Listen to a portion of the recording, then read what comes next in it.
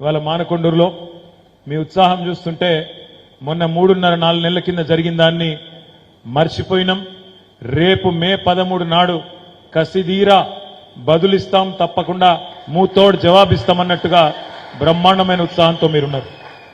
వినోదన్న ఒక మాట అన్నాడు, అక్కడ ఇక్కడ మిమ్మల్ని అడుగుతారు, ఇక్కడ గల్లీలోనేమో మరి కాంగ్రెస్ గవర్నమెంట్ ఉన్నది, ఢిల్లీలో ప్రస్తుతం బీజేపీ గవర్నమెంట్ ఉన్నది, మీరెందుకు ఉండాలి, మీ గులాబీ జెండా ఎందుకు ఉండాలి ఢిల్లీలా అని వాడగొడు వీడో కూడా మాట్లాడతాడు, సన్నాయి నొక్కులు నొక్కుతారు, చెప్పాలి అన్నాడు.